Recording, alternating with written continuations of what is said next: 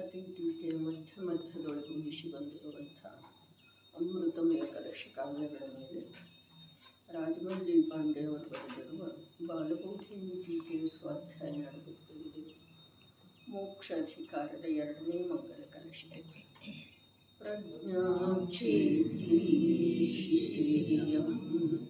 ಕಥಮಪಿ ಗುಣೈ ಪಾತಿತಾ ಸಾವಧಾನೈ ಸೂಕ್ಷ್ಮೇತಂ ಸಂಧಿಪಂದೇ ನಿಪತತಿ ರಭಸಾ ಆತ್ಮಕರ್ಮೋದಯಶ್ಚ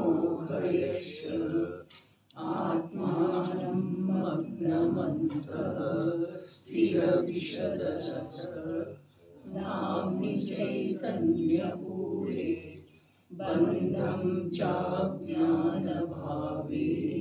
ನಿಯಮಿತಮಗತ ಕುರುತದಿ ಭಿನ್ನ ಭಿನ್ನವು.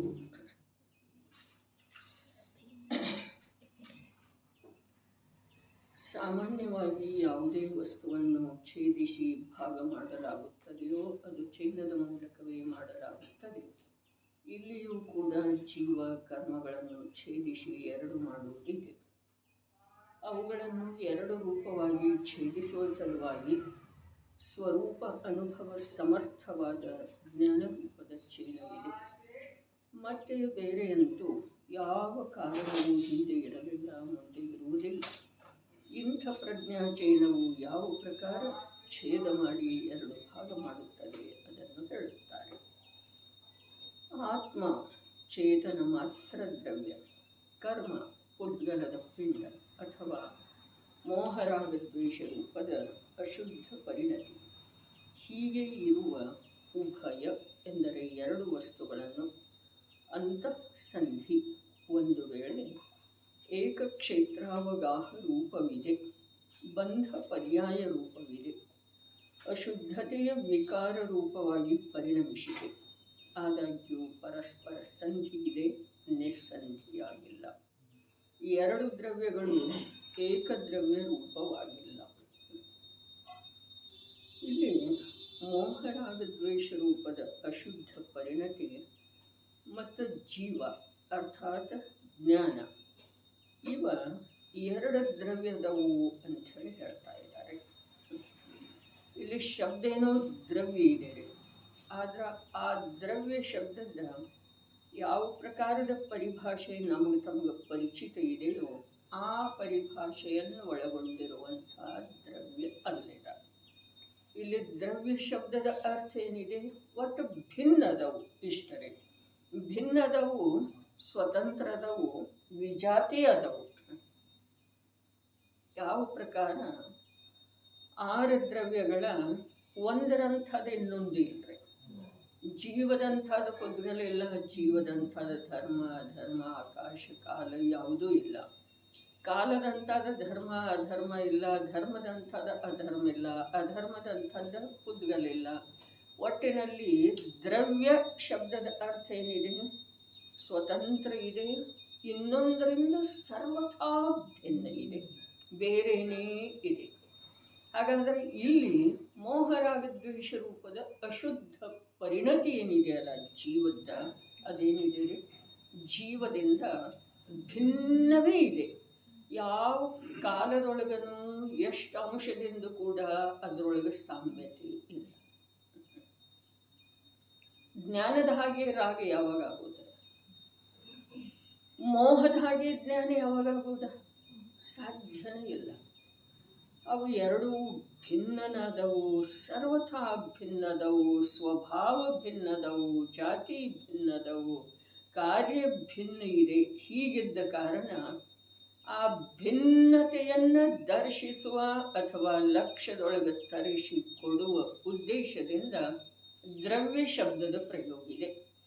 ಇಲ್ಲಿ ಪುದ್ಗಲ ದ್ರವ್ಯ ಅಂಥೇಳಿ ಹೇಳಿದರನು ಕೂಡ, ಅಥವಾ ಅಂಥೇಳಿ ಹೇಳಿ ಮೋಹರಾಗದ್ವೇಷ ರೂಪದ ಅಶುದ್ಧ ಪರಿಣತಿ ಅಂದಿದಾರಲ್ಲ, ಪುದ್ಗಲ ಪಿಂಡ ಅಂಥೇಳಿ ಹೇಳಿದರು.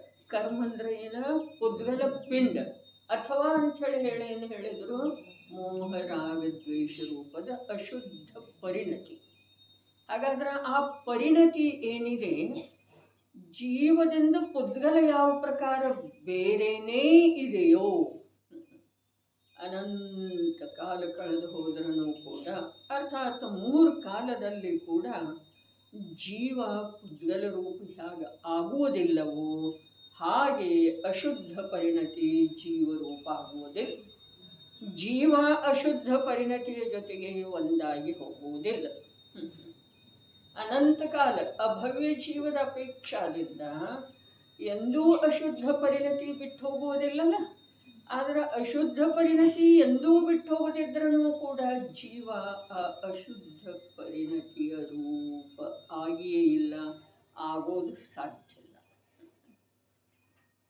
ಅರೆ, ನಿನಗದರಿಂದ ದುಃಖ ಮತ್ತು ನಿನ್ನ ಸುಖ ಸ್ವಭಾವದ ಪರಿಚಯ ನಿನಗೆ ಆಗದೆ ಹೋದರನು ಕೂಡ, ನೀನು ಅದರಿಂದ ಅನನುಭೂತ ಅನಭಿಜ್ಞೆ ಇದ್ರೂ ಕೂಡ ಅದರಿಂದ ನಿನಗೆ ದುಃಖನೇ ಇದೆ, ಅದರಿಂದ ಅಲ್ಲವೇ ಅಲ್ಲ. ನೀನು ಸುಖ ಸ್ವರೂಪಿ ಚೈತನ್ಯ ತತ್ವ ಇರುವೆ. ಚೈತನ್ಯ ತತ್ವ ರಾಗದ್ವೇಷ ರೂಪದ ಪರಿಣಾಮ ರೂಪಿ ಇದಾವೆಯೋ ಅಥವಾ ಅರೂಪಿ ಅದಾವ್ರಿ? ರೂಪಿನ ಅದಾವ, ಪ್ರಶ್ನೆನೇ ಇಲ್ಲ. ಎಲ್ಲಿ ಕಾಣಿಸ್ತಾವ್ರಿ?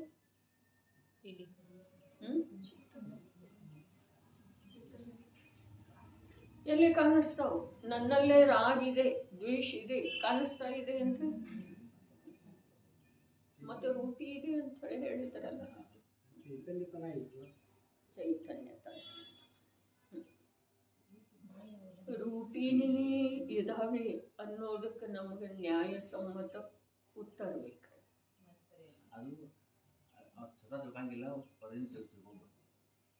ರೂಪಿ ಕೇಳ್ತಾ ಇದೆ ಅಂದ್ರೆ ನಾನು ಜಡ ಅಥವಾ ಅಚೇತನ ಕೇಳ್ತಾ ಇಲ್ಲ. ರೂಪಿ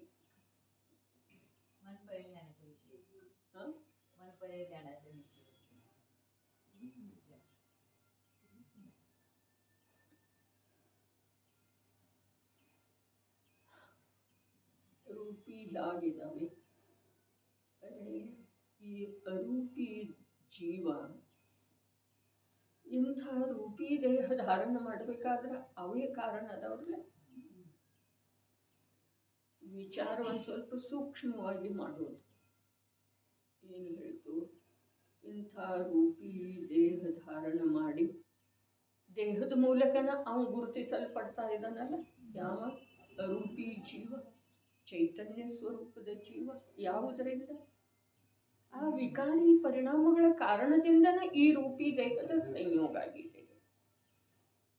ಮಾರ್ಗಣಸ್ಥಾನ ಏನು ಹೇಳಿದರು ಅದರೊಳಗೆ ಇದುವೇ ಇದೆ ಅಲ್ಲ. ಜೀವನನ್ನೆಲ್ಲಿ ಹುಡ್ಕೋದ? ಇಂದ್ರಿಯದೊಳಗೆ. ಕಾಯಿ ಮಾರ್ಗನ, ಇಂದ್ರಿಯ ಮಾರ್ಗ. ಯಾಕೆ ಹೇಳಿದ್ರು? ಅರೆ, ಅವ ಅರೂಪಿ ಅಂತೂ ಇದ್ದಾನೆ, ಅವನನ್ನು ಹುಡ್ಕೋದು ಸಾಧ್ಯನೇ ಇಲ್ಲ.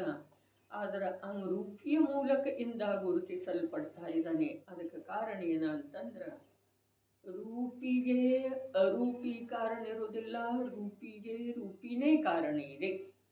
ರೂಪಿ ದೇಹದ ಪ್ರಾಪ್ತಿಯಾಗಬೇಕಾದ್ರೆ ಈ ಜೀವ ಅರೂಪಿ ಸ್ವಭಾವವನ್ನು ಮರೆತು ಹೋಗಿ ತನ್ನನ್ನು ತಾನು ರಾಗ ದ್ವೇಷ ಮೋಹದ ರೂಪವಾಗಿ ಅನುಭವ ಮಾಡ್ತಾ ಇದ್ದಾನೆ.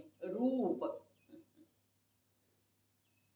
ನ್ಯಾಯಸಮ್ಮತವಾದಂಥ. ಇನ್ನೊಂದ್ಸಲ, ಅರೂಪಿ ಜ್ಞಾನದರ್ಶನ ಸ್ವರೂಪಿಯಾದಂಥ ಜೀವ ಆ ಜ್ಞಾನದರ್ಶನ ಸ್ವರೂಪವನ್ನು ಮರೆತಿರುವ ಕಾರಣದಿಂದ ಇಂಥ ರೂಪಿ ದೇಹದ ಮೂಲಕ ಪರಿಚಯಿಸಲ್ಪಡ್ತಾ ಇದ್ದಾನೆ. ರೂಪಿ ದೇಹದ ಮೂಲಕ ನೋಡಿದ ಕ್ಷುದ್ರ ಹುಳು, ಇದು ಇರುವೆ, ಇದು ಸೊಳ್ಳೆ, ಇದು ಯಾವುದರ ಮೂಲಕ? ರೂಪಿ ದೇಹದ ಮೂಲಕ ಪರಿಚಯ. ಯಾರ್ದ? ಅರೂಪಿ ಜೀವ. ಕಾರಣ ಏನ? ಆ ರೂಪಿ ದೇಹೇನ ತಾನಾಗೇನ ಇವನಿಗೆ ಬಂದು ಅಂಟಿಕೊಳ್ಳಿಲ್ಲ. ಇವ ತನ್ನ ಅರೂಪಿ ಚಿತ್ ಸ್ವರೂಪವನ್ನ ಮರೆತಿರುವ ಕಾರಣ ಬರೇ ಮರಿಲಿಲ್ಲ, ಆದ್ರೆ ಆ ರೂಪಿಯನ್ನ ಯಾವ ರೂಪಿ? ಯಾವುದ ದೇಹ ಇದೆ, ಸಂಯೋಗ ಇದೆ, ಆ ರೂಪಿಯನ್ನ ತಾನು ತನ್ನ ಸುಖ ದುಃಖದ ಕಾರಣ ಅಂಥೇಳಿ ತಿಳಿಯುವ ಯಾವ ಮಾತು ಇದೆಯಲ್ಲ, ಆದ ರೂಪಿತನ ಇದೆ. ತನ್ನನ್ನು ತಾನು ಹಾಗೆ ತಿಳಿದ, ರೂಪಿ ಇರುವಂಥ ದೇಹ ಅಂಥೇಳಿ ತಿಳಿದ. ತನಗೆ ಸುಖ ಯಾವುದರಿಂದ ತಿಳಿದ? ಮನೆ, ವಸ್ತ್ರ, ಧನ ಮೊದಲಾದ ರೂಪಿ ಪದಾರ್ಥಗಳು. ತನಗೆ ದುಃಖ ಯಾವುದರಿಂದ ತಿಳಿದ? ನಿರ್ಧನತೆ, ರೋಗರೂಪದ ಶರೀರ, ಇವುಗಳನ್ನೆಲ್ಲ ದುಃಖದ ಕಾರಣ ಅಂತ ಹೇಳಿ. ಆ ತಿಳಿಯುವಿಕೆ ಏನಿದೆ ಅಲ್ಲ, ಅದು ಸ್ವಯಂ ರೂಪಿ.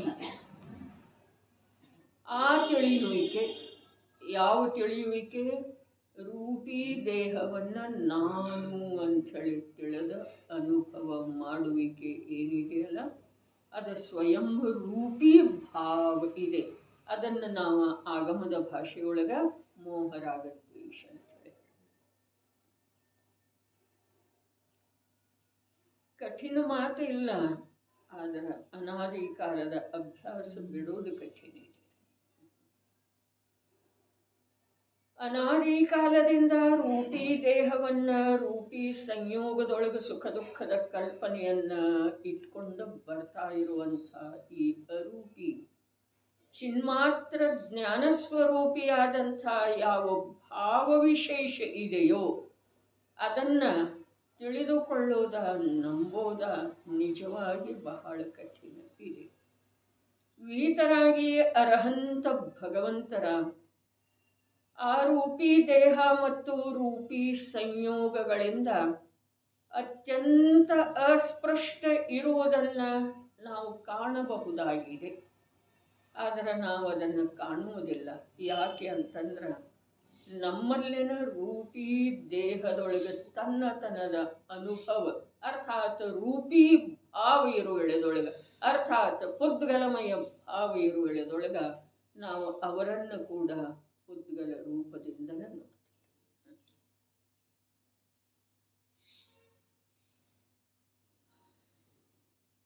ಇದು ಅಪ್ರಾಮಾಣಿಕಪನ. ಆದ್ರೆ ಇದರಲ್ಲಿ ಪ್ರಾಮಾಣಿಕತೆ ಯಾವಾಗ ಬರೋದ ಅಂತಂದ್ರೆ ನೋಡ್ರಿ, ಅಪ್ರಾಮಾಣಿಕತನ ಅಂದ್ರೆ ಪ್ರಮಾದ ಅಂದ್ರೆ ಎಲ್ಲ ಇದುವೇ ಇದೆ. ಪ್ರಮಾದ ಯಾವಾಗ ಬಿಟ್ಟು ಹೋಗೋದ? ಮತ್ತು ಶ್ರವಣೇಂದ್ರಿಯದ ಮೂಲಕ ಆಲಿಸುವಂಥ ನಿಜ ಧರ್ಮದ ಕಥೆ, ನಿಜ ಸ್ವಭಾವದ ಕಥೆ, ಚಕ್ಷು ಇಂದ್ರಿಯದ ಮೂಲಕ ನೋಡುವಂಥ ಚೈತನ್ಯ ಸ್ವಭಾವ, ಇದು ಯಾವಾಗ ನಮ್ಮಲ್ಲೇ ಬರೋದ ಅಂತಂದ್ರೆ ನೋಡ್ರಿ, ಯಾವ ಮಾತ ಅಪ್ಪಾಜಿ ಹೇಳ್ತಿದ್ರಲ್ಲ, ಕ್ಷಯೋಕ್ಷಮ ಜ್ಞಾನದೊಳಗ ವಿಕಲ್ಪಪೂರ್ವಕ ತಿಳಿಯುವುದು. ಜ್ಞಾನ ನಮ್ಮದ ತಮ್ಮದ ಕ್ಷಯೋಕ್ಷಮ ಜ್ಞಾನನ ಇದೆ. ನಮ್ಮಲ್ಲೇ ತಮ್ಮಲ್ಲೇ ಜ್ಞಾನದ ಪರಿಣತಿ ವಿಕಲ್ಪ ರೂಪನೇ ಇದೆ. ಆದ್ರೆ ಆ ವಿಕಲ್ಪದೊಳಗ ಸತ್ಯವನ್ನು ತಿಳಿಯುವಂಥ ಶಕ್ತಿ ನಿರ್ಮಾಣ ಆಗಬೇಕು. ಅದರ ಹೆಸರನ್ನ ಶುದ್ಧ ಸ್ವರೂಪದ ಅನುಭವ ಮಾಡುವಲ್ಲಿ ಸಮರ್ಥತೆಯ ರೂಪದಿಂದ ಪರಿಣಮಿಸುತ್ತಿರುವ ಜ್ಞಾನ ಗುಣ ಅಂತ ಹೇಳಿದ್ರು. ನಮ್ಮಲ್ಲಿ ಗುಣ ಇದೆ. ಇವಾಗ ಗುಣ ಅರ್ಥಾತ್ ದೋಷವನ್ನು ಬಿಟ್ಟು ಕೊಡುವ ರೂಪದ ಸಾಮರ್ಥ್ಯ ಪ್ರಕಟ ಇದೆ. ರಾಗ ಇರುವೆಳೆದೊಳಗ, ರಾಗರೂಪದ ಪರಿಣತಿ ಇರುವೆಳೆದೊಳಗ ಆ ರಾಗದ ಸ್ವಭಾವದಿಂದ, ರಾಗದ ಜಾತಿಯಿಂದ ಭಿನ್ನ ಇರುವಂಥ ಜ್ಞಾನದ, ನಿರಾಕುಲ ಜ್ಞಾನದ ಪರಿಚಯ ಮಾಡಿಕೊಳ್ಬೇಕಾದ್ರೆ, ಅದರ ಅನುಭವ ಮಾಡಿಕೊಳ್ಬೇಕಾದ್ರೆ ಅದನ್ನು ಹೇಳಿರುವಂಥ ಸರ್ವಜ್ಞ ಪ್ರಭುವಿನ ಮೇಲೆ ಮತ್ತು ಆ ಪ್ರಭುವಿನ ವಾಣಿಯ ಮೇಲೆ ವಿಕಲ್ಪಾತ್ಮಕವಾಗಿ ಶ್ರದ್ಧೆ ಬೇಕು. ವಿಕಲ್ಪಾತ್ಮಕವಾಗಿ ಶ್ರದ್ಧೆ ಎಲ್ಲಿಯವರೆಗೆ ಮಾಡುವುದಿಲ್ಲ, ಅಲ್ಲಿಯವರೆಗೆ ಈ ಜಿನವಾಣಿ ಮತ್ತು ಜಿನದೇವರ ಕುರಿತು ನಮ್ಮಲ್ಲಿ ಪ್ರಾಮಾಣಿಕತೆ ಬರುವುದಿಲ್ಲ ಮತ್ತು ನಮ್ಮ ಪ್ರಮಾದ ಬಿಟ್ಟು ಹೋಗುವುದಿಲ್ಲ. ಪ್ರಮಾದದಿಂದ ಹಿಂಸೆ ಇದೆ ಅಂಥೇಳಿ ಹೇಳಿದರಲ್ಲ, ಇನ್ನೊಂದು ಜೀವವನ್ನು ಸಾಯಿಸುವ ಅಥವಾ ಪೀಡಿಸುವ ಅವಶ್ಯಕತೆ ಇಲ್ಲ. ನಾನು ಜೀವಿದ್ದೇನೆ, ನನ್ನ ಹಿಂಸೆ ಆಗ್ತಾ ಇದೆ ಪ್ರಮಾದದಿಂದ. ಪ್ರಮಾದ ಅಂತಂದ್ರೆ ಏನ?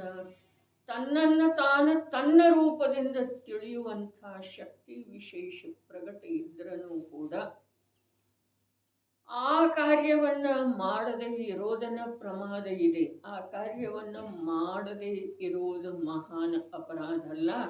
ಆದರೆ ಯಾವ ಕಾರ್ಯವನ್ನು ಮಾಡುವುದ ಇವನಿಗೆ ಅವಶ್ಯಕ ಇಲ್ಲವೋ, ಯಾವ ಕಾರ್ಯವನ್ನು ಮಾಡುವುದರಿಂದ ಇವನಿಗೆ ನಿತಾಂತ ಪರಾಧೀನತೆ ಮತ್ತು ದುಃಖದ ಸಾಗರದ ಉಪಲಬ್ಧಿಯಾಗ್ತಿದೆಯೋ ಆ ಕಾರ್ಯವನ್ನು ಮಾಡ್ತಾ ಇದ್ದಾನಲ್ಲ, ಇದು ಮಹಾಪರಾಧ ಇದೆ. ಆ ಕಾರ್ಯ ಯಾವುದು? ಆ ಕಾರ್ಯ ಯಾವುದು? ಅದೇ ಅಶುದ್ಧ ಪರಿಣತಿಯೊಳಗ ತಾನಾಗೇ ಆಗುವಂಥ ಪರಿವರ್ತನೆಯಲ್ಲಿ ಒಂದನ್ನು ಇಷ್ಟ ಅಂತಾನೆ, ಒಂದನ್ನು ಅನಿಷ್ಟ ಅಂತಾನೆ. ತಾನಾಗೇನ ಆಗ್ತಿದೆ ಅದರಲ್ಲಿ ಪರಿವರ್ತನೆ. ಏನು ಆಗ್ತಿದೆ? ಶುಭರಾಗ ಅಶುಭರಾಗ. ತಾನಾಗೇನ ಮಾಡುವುದಿಲ್ರಿ ಜೀವ. ಅರೆ ನೋಡ್ರಿ, ಜೀವ ಯಾವ ಪ್ರಕಾರ ಇಲ್ಲಿ ಒಂದು ಪುದ್ಗಲ ಶಬ್ದದ ಪ್ರಯೋಗ ಮಾಡಿದರಲ್ಲ,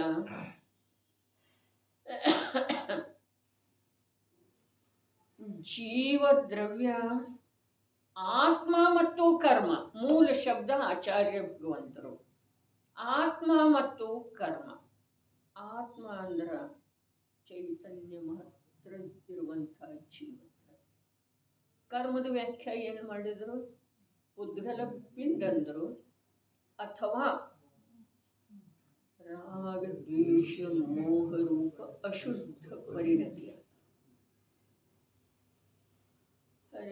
ಈ ಒಂದು ಶಬ್ದದಿಂದ ಎಷ್ಟೊಂದು ಅರ್ಥಗಳನ್ನು ನಾವು ಕಂಡುಕೊಳ್ಳಬಹುದಾಗಿದೆ. ಉದ್ಗಲ, ಪುದ್ಗಲ. ಜೀವ ಮತ್ತು ಪುದ್ಗಲ ಯಾವಾಗೂ ಯಾವುದೇ ಪ್ರಕಾರದಿಂದ ಸಾಮ್ಯತೆ ಬರುವಂಥದ್ದು ಸಂಭವನೆ ಇಲ್ಲ. ದ್ರವ್ಯದಿಂದ ಇಲ್ಲ, ಗುಣದಿಂದ ಇಲ್ಲ, ಪರ್ಯಾಯದಿಂದ. ಅದೇ ಪ್ರಕಾರ ರಾಗರೂಪದ ಪರಿಣಾಮ ಮತ್ತು ಜ್ಞಾನದ ಪರಿಣಮನ. ಜ್ಞಾನದ ಪರಿಣಮನ ಏನಾಗಿದೆ? ರಾಗದಿಂದ ಅಶುದ್ಧ ಆಗಿದೆ. ಜ್ಞಾನದ ಪರಿಣಮನ ರಾಗದಿಂದ ಅಶುದ್ಧ ಆಗಿಲ್ಲ. ಜ್ಞಾನದ ಪರಿಣಮನ ರಾಗರೂಪನ ಆಗಿ ಹೋಗಿದೆ. ಜ್ಞಾನದ ಅಂಶನ ಶೇಷ ಉಳಿದಿಲ್ಲ. ಉಳಿಯದಿದ್ರೂ ಕೂಡ ಅದ ಸರ್ವಥಾ ರಾಗ ಆಗಿಲ್ಲ. ಅಂದ್ರೆ ಏನ? ಸರ್ವಥಾ ರಾಗ ಆಗಿ ಹೋಗಿಲ್ಲ.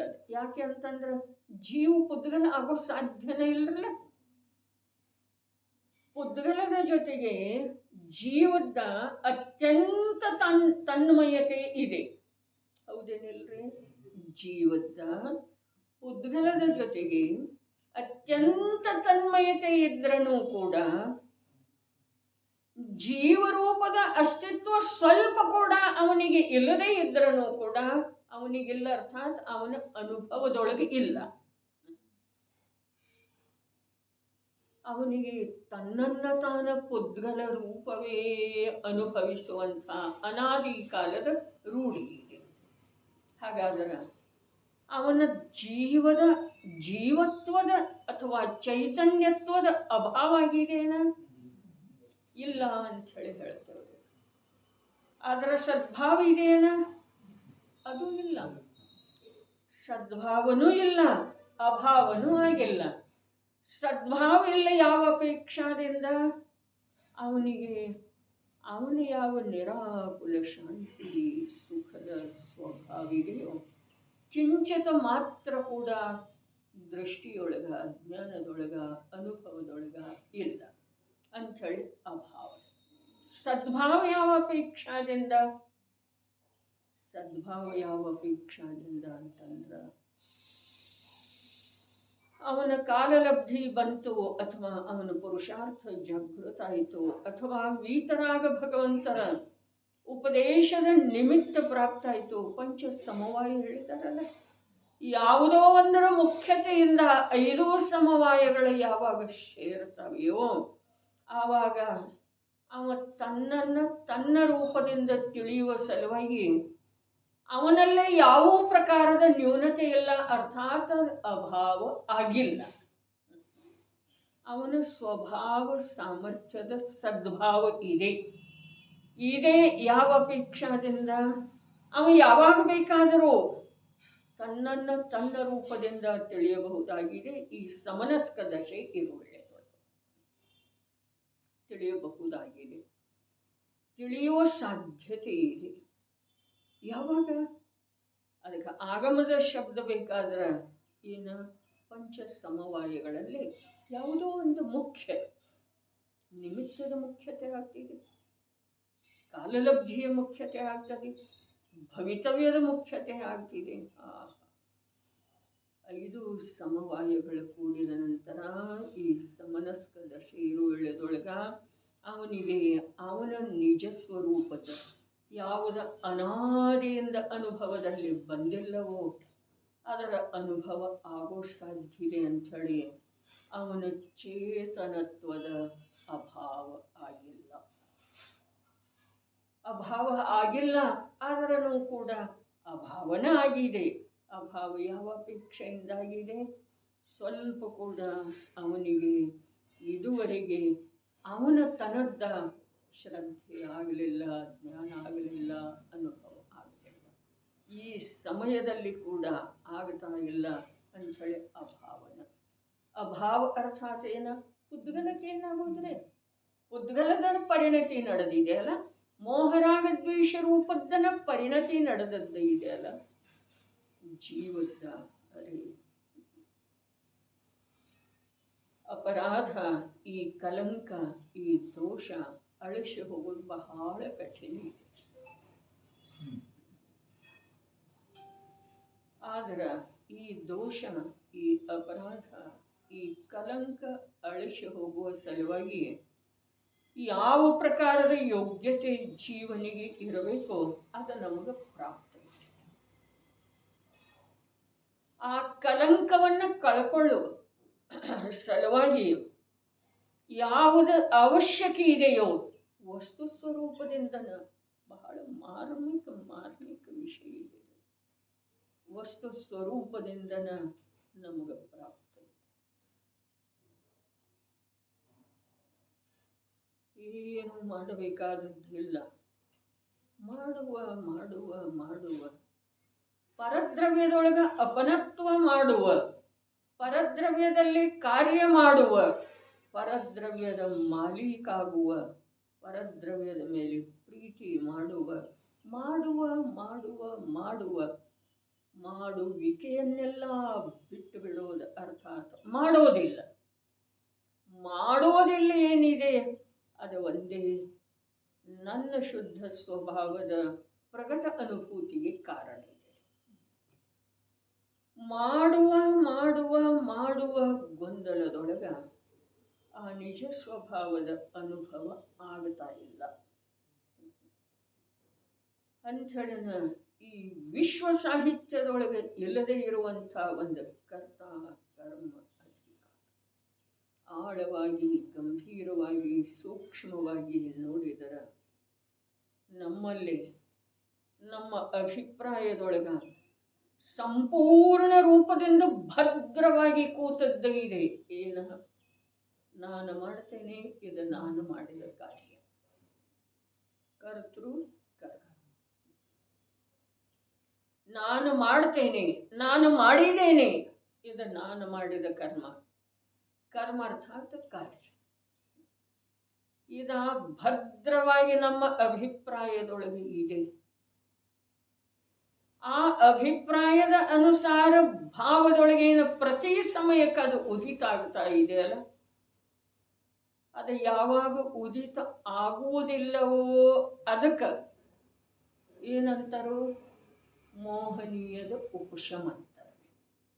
ದರ್ಶನ ಮೋಹನೀಯದ ಉಪಶಮ ಅಂದ್ರಲ್ಲ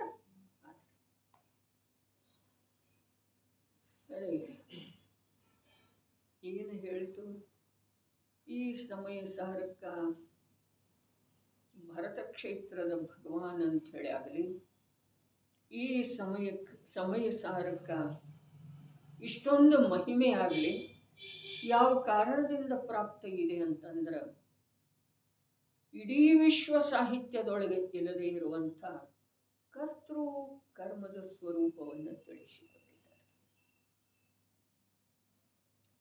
ಸಮಗ್ರ ಜಿನಶಾಸನದಲ್ಲಿ ಜೀವದ ಮಾತು ಹೇಳಿದ್ದಾರೆ, ಅಜೀವದ ಮಾತು ಹೇಳಿದ್ದಾರೆ, ಪುಣ್ಯ ಪಾಪದ ಮಾತು ಹೇಳಿದ್ದಾರೆ, ಸಂವರ, ಆಶ್ರವ, ನಿರ್ಜರ, ಬಂಧ, ಮೋಕ್ಷ ಎಲ್ಲವುಗಳ ಚರ್ಚೆ ಮಾಡಿದ್ದಾರೆ. ಕರ್ತೃ ಕರ್ಮದ ಚರ್ಚೆ ಯಾವ ಜೈನ ಗ್ರಂಥಗಳಲ್ಲಿ ಇದೆ. ಅನ್ಯ ಗ್ರಂಥದ್ದಂತೂ ಮಾತು ಬಿಡ್ತಾರೆ. ಜೈನ ಗ್ರಂಥಗಳಲ್ಲಿ ಯಾವ ಗ್ರಂಥದೊಳಗೆ ಕರ್ತೃ ಕರ್ಮದ ಮಾತು ಬರ್ತಿದೆ. ಅದೇ ಕಾರಣದಿಂದ ಈ ಸಮಯ ಸಾರಕ್ಕೆ ಮಹಿಮೆ ಇದೆ. ಒಂದು ಮಾತ. ಎರಡನೇ ಮಾತ, ಈ ಜೀವದ ಅಭಿಪ್ರಾಯದೊಳಗ ವಿಶಾಲವಾದಂಥ ರಾಜ್ಯ, ಸಮಸ್ತ ವೈಭವ ಎಲ್ಲವನ್ನು ಬಿಟ್ಟು ಕೊಟ್ಟರೂ ಕೂಡ ಅಭಿಪ್ರಾಯದೊಳಗಿಂದ ಅದು ಹೋಗಲಿಲ್ಲ. ಏನ ನಾನು ಬಿಟ್ಟಿದ್ದೇನೆ, ಇದು ಕರ್ತೃ ಕರ್ಮನಲ್ಲ, ನಾನು ಬಿಟ್ಟಿದ್ದೇನೆ. ಈ ಕರ್ತೃ ಕರ್ಮದ ಅಭಿಪ್ರಾಯದೊಳಗೆ ಏನು ಭದ್ರವಾಗಿ ಕೂತದ್ದು ಇದೆ. ಅದು ಯಾವಾಗ ತನ್ನ ಸ್ವಭಾವದ ಜಿನಾಗಮದಲ್ಲಿ ಹೇಳಿರುವ ಪ್ರಕಾರ ನಿರಂತರದ ಅಭ್ಯಾಸ ನಡೀತಿದೆಯೋ ಆವಾಗ ಒಂದು ಸಮಯ ಆ ಕರ್ತೃ ಕರ್ಮದ ರೂಪದ ಭದ್ರವಾದಂಥ ಅಭಿಪ್ರಾಯದೊಳಗಿಂದ ನಿರಂತರ ಕರ್ತೃ ಕರ್ಮ ರೂಪದ ಭಾವಗಳ ಉದಿಶಿ ಬರ್ತಾ ಇದ್ದಾವಲ್ಲ, ಒಂದಿಷ್ಟು ಸೂಕ್ಷ್ಮದ ನಾನು ಮಾಡ್ತೇನೆ, ನಾನೇ ಮಾಡಿದ್ದೇನೆ ಅನ್ನೋ ಭಾವಗಳೇನು ನಿರಂತರ ಪ್ರತಿ ಸಮಯಕ್ಕೆ ಅದೇ ಭದ್ರ ಬುನಾದಿಯ ಮೇಲೆ ಉದಿಶಿ ಬರ್ತಾ ಇದ್ದಾವಲ್ಲ, ಆ ಭಾವಗಳಿಗೆ ವರ್ತಮಾನದಲ್ಲಿ ಯಾವ ನಮ್ದು ಕ್ಷಯೋಕ್ಷಮ ಜ್ಞಾನ ಇದೆ, ಆ ಜ್ಞಾನದ ಬಲದಿಂದ ಆ ಜ್ಞಾನದೊಳಗ ನಾನು ಜ್ಞಾತ ಇದ್ದೇನೆ, ನಾನು ಅರೂಪಿ ಇದ್ದೇನೆ, ನಾನು ಸುಖದ ಸಾಗರನಿದ್ದೇನೆ, ವಿಶ್ವದ ಪ್ರತಿಯೊಂದು ಪದಾರ್ಥ ಪರಿಪೂರ್ಣ ಇದೆ, ಯಾವ ಪದಾರ್ಥ ಪರಿಣಮನಿಲ್ಲದ ಅರ್ಥಾತ್ ತನ್ನ ಕಾರ್ಯ ಇಲ್ಲದ ಒಂದು ಸಮಯ ಕೂಡ ಇರೋ ಸಾಧ್ಯ ಇಲ್ಲ.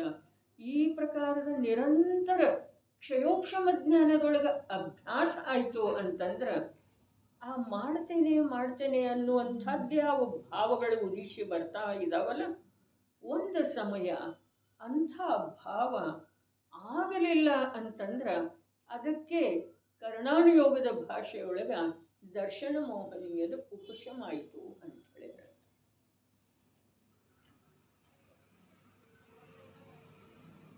ಕಠಿಣ ಮಾತಿಗಿದೆ. ಸ್ವಯಂ ಕೃತಕವಾಗಿ ಯಾವ ಭಾವಗಳಾಗ್ತಾ ಇದ್ದಾವೆ ಅದು ಆಗದೇ ಇರುವುದರ ಹೆಸರು ಸಮ್ಯಕ್ ದರ್ಶನ ಇದೆ. ಸಮ್ಯಕ್ ದರ್ಶನದ ಸಲುವಾಗಿ ಮತ್ತೇನಾದರೂ ಮಾಡುವ ಭಾವ ಏನಿದೆಯಲ್ಲ ಅದು ಮತ್ತೆ ಪುನಃ ಕರ್ತೃತ್ವ ಅರ್ಥಾತ್ ಮಿಥ್ಯಾತ್ವದ ಭೂಮಿಕೆಯನ್ನೇ ಸರಿಪಡಿಸುವುದಿದೆ, ದೃಢಪಡಿಸುವುದಿದೆ. ಸಮ್ಯಕ್ ದರ್ಶನದ ಸಲುವಾಗಿ ಏನು ಮಾಡುವುದಿದೆ, ಸುಖದ ಸಲುವಾಗಿ ಏನು ಮಾಡುವುದಿದೆ. ಇಲ್ಲಿ ಹೇಳಿದರೆ ಅಶುದ್ಧ ಪರಿಣತಿ, ಕರ್ಮ ಮತ್ತು ಆತ್ಮ ಈ ಎರಡನ್ನ ಬೇರೆ ಮಾಡುವುದಿದೆ. ಬಹಳ ವಿಸ್ತೃತವಾದಂತಹ ಶಬ್ದ, ಜಾಲ ರೂಪದ ಶಬ್ದ ಆಚಾರ್ಯ ಭಗವಂತರದಿಲ್ಲ. ಎರಡೇ, ಒಂದು ಆತ್ಮ ಒಂದು ಕರ್ಮ. ಆತ್ಮ ಅರ್ಥಾತ್ ಒಂದು ಶುದ್ಧ ಚೈತನ್ಯ ಮಾತ್ರ ದ್ರವ್ಯ ಅಂತ ಹೇಳಿ ಹೇಳಿದರು, ಮತ್ತು ಕರ್ಮ ಅಂತ ಹೇಳಿ ಹೇಳಿದ್ರ ರಾಗದ್ವೇಷ ರೂಪದ ಅಶುದ್ಧ ಪರಿಣತಿ ಅಂತ ಹೇಳಿ ಹೇಳಿದರು. ಎರಡು ದ್ರವ್ಯ ಎಲ್ಲಿ ಅದಾವ್ರಿ? ಆದರೆ ಎರಡು ದ್ರವ್ಯನ ಅದಾವ. ದ್ರವ್ಯ ಶಬ್ದದ ಅರ್ಥ ಇಲ್ಲಿ ಗುಣಗಳ ಸಮೂಹವನ್ನು ದ್ರವ್ಯ ಅಂಥೇಳಿ ಏನು ಹೇಳಿದರು ಅದು ಅಲ್ಲ. ಹಾಗಾದ್ರೆ ದ್ರವ್ಯ ಶಬ್ದದ ಅರ್ಥ ಏನ? ಯಾವ ಪ್ರಕಾರ ಜೀವ ಪುದ್ಗಲಗಳು ಎಂದೂ ಒಂದಾಗೋ ಸಾಧ್ಯ ಇಲ್ಲ, ಅವುಗಳಲ್ಲಿ ಯಾವ ಪ್ರಕಾರದಿಂದ ಸಾಮ್ಯತೆ ಇಲ್ಲವೇ ಇಲ್ಲ. ಅದೇ ಪ್ರಕಾರ ಅಶುದ್ಧ ಪರಿಣತಿ ಶುದ್ಧ ಜೀವ ದ್ರವ್ಯದೊಳಗ ಸಾಮ್ಯತೆ ಯಾವ ಕಾಲದೊಳಗನೂ ಇಲ್ಲ. ಇದನ್ನು ತಿಳಿಸುವ ಸಲುವಾಗಿ ದ್ರವ್ಯ ಶಬ್ದದ ಪ್ರಯೋಗ ಮಾಡಿದ್ದಾರೆ. ಒಂದೊಂದು ಶಬ್ದಕ್ಕೆ ಸಂಬಂಧಿಸಿದ ನಮ್ಮ ಅಜ್ಞಾನ ಏನಿದೆ ಅದನ್ನು ತೊಳ್ಕೊಂತ ಹೋಗೋದ್ರಿ, ಕಳ್ಕೊಂತ ಹೋಗೋದ. ಒಂದೊಂದು ಶಬ್ದ ನೋಡ್ರಿ, ಆಗಮ ಓದಿ ಕೂಡ ಭ್ರಮಿತ ನಾವು ಇದೇ ಕಾರಣದಿಂದ ಆಗ್ತೇವ್ರಿ. ಯಾವ ಪರಿಭಾಷೆಯನ್ನು ಕಲಿತು ಬಂದಿರ್ತೇವಲ್ಲ ಆ ಪರಿಭಾಷೆನ ಸರ್ವತ್ರ ಆ ಶಬ್ದ ಎಲ್ಲೆಲ್ಲಿ ಬರ್ತಿದೆ ಅಲ್ಲಿ ಅದೇ ಪರಿಭಾಷೆಯನ್ನ ನಾವು ಲಕ್ಷ್ಯದೊಳಗೆ ತಂದುಕೊಳ್ತೇವೆ ಅಂಥೇಳಿ ನಮಗೆ ಜಿನಾಗಮದ ನಿಜವಾದ ಪ್ರಯೋಜನ ಮರ್ಮ ಹಸ್ತಗತ ಆಗ್ತಾ ಇದೆ. ದೃಷ್ಟಾಂತದೊಳಗೆ ಏನು ಹೇಳ್ರು? ಎರಡು ದ್ರವ್ಯಗಳನ್ನು ಭಿನ್ನ ಮಾಡುವ ಸಲುವಾಗಿ ಚೇಣದ ಪ್ರಯೋಗ ಮಾಡ್ತಿದೆ. ಇಲ್ಲಿ ಪ್ರಜ್ಞಾರೂಪದ ಚೇಣ ಇದೆ. ದ್ರವ್ಯ ಎರಡದವು, ಒಂದು ಆತ್ಮ ಒಂದು ಕರ್ಮ. ಆಚಾರ್ಯ ಭಗವಂತರು ಹೇಳಿದ್ದ. ಟೀಕಾಕಾರರು ಹೇಳಿದ್ದೇನ? ಆತ್ಮ ಅಂದ್ರೆ ಶುದ್ಧ ಜೀವ ದ್ರವ್ಯ. ದ್ರವ್ಯ ದ್ರವ್ಯ ಇಲ್ಲಿ ದ್ರವ್ಯದ ವ್ಯಾಖ್ಯೆ ಏನು? ಇಲ್ಲಿ ದ್ರವ್ಯದ ವ್ಯಾಖ್ಯೆ ಏನು? ತನ್ನದೇ ಆದಂಥ ಅನಂತ ಗುಣ ಸಮೂಹದ ಜೊತೆಗೆ ಅಭೇದವಾಗಿ ತ್ರಿಕಾಲದಲ್ಲೂ ಇರುವಂಥದ್ದು ಯಾವುದಿದೆ ಅದು ದ್ರವ್ಯ ಇಲ್ಲಿ. ಮತ್ತು ಆ ಅಶುದ್ಧ ಪರಿಣತಿಗೆ ದ್ರವ್ಯ ಅಂದ್ರಲ್ಲ, ಆ ದ್ರವ್ಯದ ವ್ಯಾಖ್ಯಾ ಏನ? ಆ ದ್ರವ್ಯದ ವ್ಯಾಖ್ಯಾ ಇದರಿಂದ ಅದ ಸರ್ವಥಾ ಭಿನ್ನ ಇದೆ. ಇದರೊಳಗ ಅದರೊಳಗ ಯಾವುದೇ ರೀತಿಯಿಂದ ಸಾಮ್ಯತೆ ಇಲ್ಲ. ಇಷ್ಟ ಅರ್ಥ ಇದೆ. ಅಲ್ಲೇ ಕರ್ಮ ಯಾವುದಕ್ಕೆ ಹೇಳಿದ್ರು? ಪುದ್ಗಲ ಪಿಂಡ ಅಂದ್ರೆ ಮೊದಲು. ಆಮೇಲೆ ಸ್ಪಷ್ಟ ಮಾಡುವ ಸಲುವಾಗಿ ಅಷ್ಟೇ ಹೇಳಿದ್ರೆ ತಿಳ್ಕೊಳ್ಳುವಂಥ ಯೋಗ್ಯತೆ ಇಲ್ಲ ನಮ್ಮಲ್ಲಿ. ಅದಕ್ಕೆ ಸ್ಪಷ್ಟ ಮಾಡಲಿಕ್ಕೆ ಏನು ಹೇಳಿದರು? ರಾಗ ದ್ವೇಷ ಮೋಹ ರೂಪದ ಅಶುದ್ಧ ಪರಿಣತಿ. ಅದನ್ನು ಜೀವದಲ್ಲಿಲ್ರಿ ಅಂದಿದ್ದಾರೆ ನೋಡ್ರಿ. ಅಶುದ್ಧ ಪರಿಣತಿ ಅಷ್ಟೇ ಅಂದಿದ್ದಾರೆ ನೋಡ್ರಿ. ಆತ್ಮ ಅರ್ಥಾತ್ ಚೇತನ ಮಾತ್ರ ದ್ರವ್ಯ. ಚೇತನ ಮಾತ್ರ ಅಂಥೇಳಿ ಏನು ಹೇಳಿದ್ರಲ್ಲ ಅದು ಶುದ್ಧರೇ. ರಾಗ ದ್ವೇಷ ರೂಪ ಇದು ಪುದ್ಗಲಕರೇ ಆಗೋದಿಲ್ಲ, ಜೀವಕ. ಇದು ಜೀವ ಅಲ್ಲ, ಅದರಿಂದನೇ ಭೇದ ಜ್ಞಾನ ಮಾಡೋದಿದೆ ಅಂತ ಇದ್ದಾರೆ. ಅದು ಜೀವದ ಅಲ್ಲ ಅಂಥೇಳಿ ತಿಳಿಸಿ ಕೊಡುವ ಸಲುವಾಗಿನ ಯಾವಾಗೂ ಜೀವದ ಆಗಲಿಲ್ಲ ಅನ್ನೋದನ್ನು ತಿಳಿಸಿ ಕೊಡುವ ಸಲುವಾಗಿನ ಮೊದಲೇ ಹೇಳಿದಾರ. ಹಿಂದೆ ಬೇರೆ ಯಾವ ಉಪಾಯ ಇರಲಿಲ್ಲ, ಮುಂದೆ ಇಲ್ಲ. ಅರ್ಥಾತ್ ಹಿಂದೆ ಯಾರಿಗೂ ಅದರಿಂದ ಸುಖ ಆಗಲೇ ಇಲ್ಲ. ಯಾವುದರಿಂದ? ಪ್ರಶಸ್ತರಾಗದಿಂದ. ಪ್ರಶಸ್ತರಾಗದಿಂದ ಶುಭ ರಾಗ. ಅರೆ ಜೈನರಲ್ಲೇ ಇರುವಂಥದ್ದ ಒಂದು ಮಿಥ್ಯಾತ್ವದ ಸೂಕ್ಷ್ಮತೆ ಏನಿದೆ ಅಂತಂದ್ರ ಶುಭ ರಾಗದೊಳಗ ಧರ್ಮದ ಮನ್ನಣೆ ಈ ಜೀವದ ಈ ಕುಲದೊಳಗೆ ಉದಿಸಿ ಬಂದ ನಂತರ ಹೋಗತಾನೇ ಇಲ್ಲ. ಆದ್ರೆ ಮೂಲ ಮಾತನ ಇದೆ ವೀತರಾಗ. ವೀತರಾಗ ಬಾಲಬೋಧ ಪಾಠಮಾಲೆಯೊಳಗನ ನಿಜವಾದ ದೈವನ ಪರಿಚಯ ಮಾಡುವ ವೇಳೆದೊಳಗ ವೀತರಾಗ ಸರ್ವಜ್ಞ ಹಿತೋಪದೇಶಿ ಅಂತೇಳಿ ಹೇಳಿದರು. ವೀತರಾಗ. ಹಾಗಾದ್ರೆ ಶುಭರಾಗದಿಂದ ಧರ್ಮ ಹೇಗಾಗೋದ? ಇದು ಈ ಜೀವದ ಲಕ್ಷ್ಯಕ್ಕನ ಹೋಗ್ತಾ ಇಲ್ಲ, ತಾನಾಗೆ ಅಂತೂ ಹೋಗ್ತಾ ಇಲ್ಲ. ಎಷ್ಟೋ ತಿಳಿಸಿ ಹೇಳಿದ್ರೂ ಕೂಡ ಅದರಿಂದ ಈ ಜೀವಕ್ಕೂ ಒಪ್ಪಿಗೆ ಆಗ್ತಾ ಇಲ್ಲ. ಅರೆ ಶುಭರಾಗವನ್ನು ಬಿಡುವ ಮಾತಿಲ್ಲ. ಎಷ್ಟೋ ಬಾರಿ ಹೇಳಿದ್ದೇ ಇದೆ, ಮತ್ತೆ ಹೇಳೋದು ಅವಶ್ಯಕ ಯಾಕಿದೆ ಅಂತಂದ್ರೆ ಅಭಿಪ್ರಾಯದೊಳಗಿಂದ ಹೋಗಲಾಡಿಸುವ ಸಲುವಾಗಿ ಇದೆ ರೀ.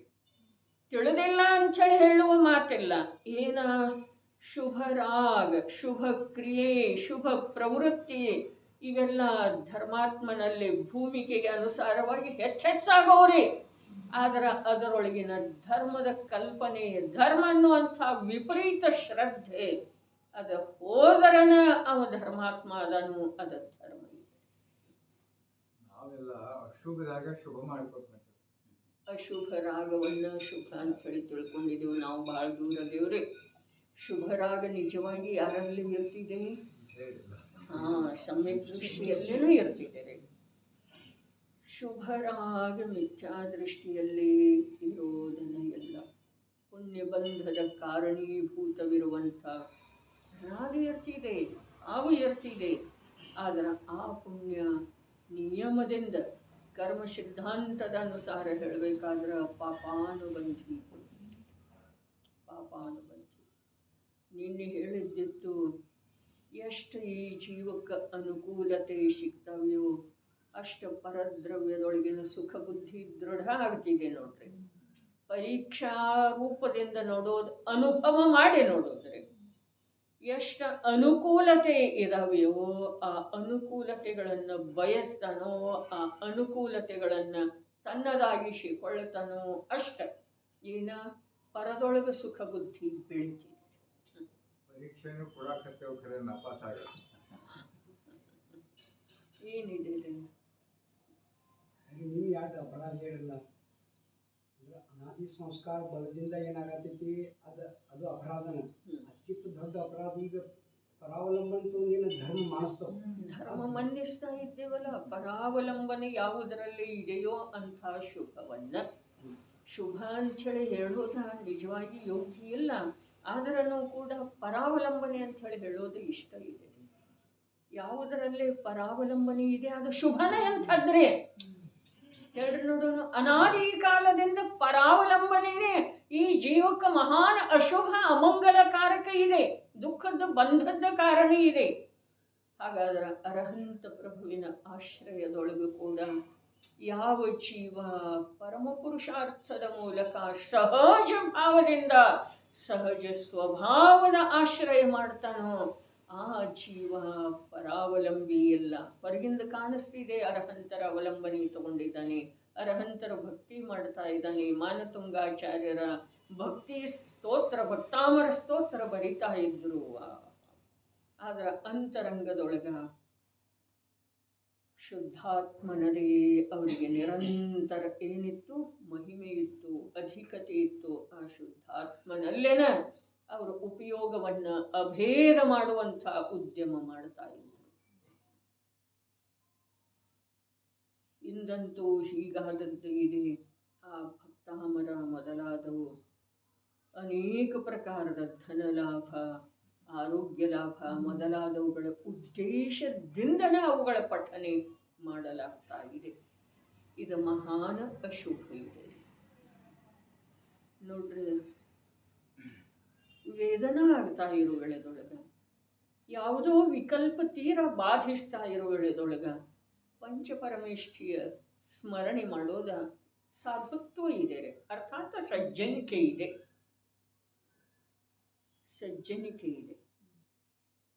ಆದರೆ ಪಂಚಪರಮೇಷ್ಠಿಯ ಸ್ಮರಣೆಯ ಹಿಂದ ಇದನ್ನು ಸರಿಪಡಿಸಿಕೊಳ್ಳುವ ಉದ್ದೇಶ ಇದೆಯಲ್ಲ, ಇದು ಮಿಥ್ಯಾತ್ವ ಇದೆ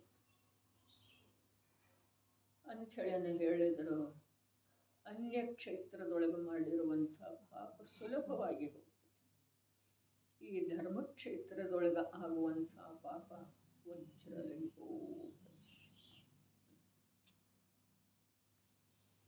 ಇಲ್ಲಿ ಭೇದ ಮಾಡೋದಿದೆ ಯಾವುದರಿಂದ? ಪ್ರಜ್ಞೆಯ ರೂಪದ ಚೇಣದಿಂದ. ಪ್ರಜ್ಞೆ ಯಾವುದಕ್ಕೆ ಹೇಳಿದರು? ಪ್ರಜ್ಞೆ ಯಾವುದಕ್ಕೆ ಹೇಳಿದರು?